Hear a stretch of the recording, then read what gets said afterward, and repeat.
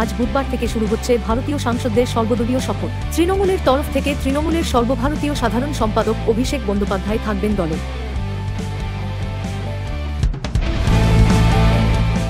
তিন কুলে কেউ কোথাও নেই, সম্বল বলতে এক বেকার ভাই, অভাবের সংসারে তাই নুন আনতে পান্তা ফুরোয়।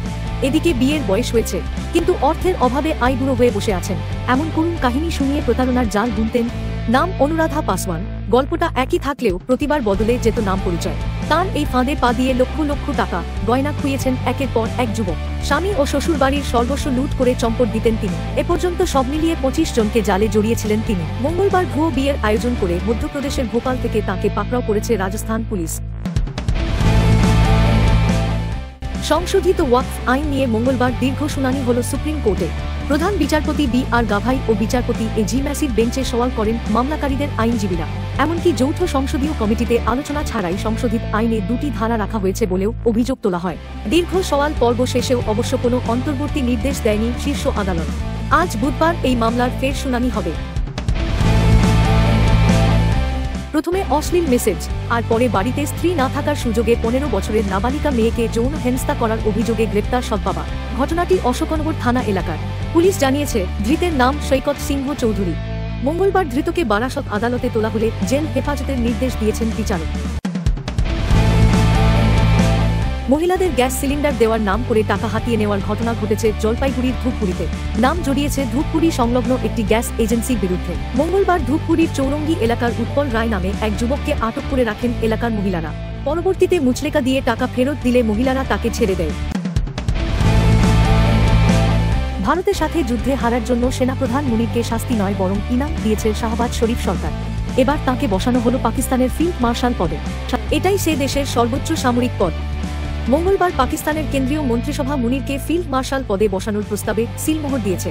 সূত্রের খবর, সম্প্রতি প্রধানমন্ত্রী শাহবাজ শরীফের সভাপতিত্বে ওই বৈঠকে মুনিরের পদোন্নতির বিষয়ে আলোচনা করা হয়। মঙ্গলবার পদোন্নতির ঘোষণা করা হয়। গোটা বিশ্বে হাসির খোরাক হয়েছে এই ঘটনাটি। আর অপেক্ষা নয়, এবার পুরো গাজা শহরের দখল নেবে ইসরায়েল। সোমবার এই ঘোষণা করেছেন ইসরায়েলের প্রধানমন্ত্রী বেঞ্জামিন নেতানিয়াহু। 17 মে থেকে নতুন করে সামরিক অভিযান শুরু হয়েছে। তার দুদিনের মধ্যে গাজার উপর নিয়ন্ত্রণের কথা বললেন নেতানিয়াহু।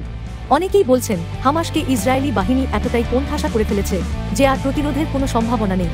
আর এটা বুঝেই শহর দখলের কথা বলতে শুরু করেছেন ইসরায়েলের প্রধানমন্ত্রী। জঙ্গি নিকেশ অভিযানে পাকিস্তান অধিকৃত কাশ্মীর এবং পাক ভূখণ্ডে হামলা করেছে ভারত। অপারেশন সিন্দুর এখনও শেষ হয়নি, সাময়িক স্থগিত রাখা হয়েছে মাত্র। সোমবার এই মন্তব্য করেছেন ইসরায়েলে নিযুক্ত ভারতের রাষ্ট্রদূত জে.পি. সিং।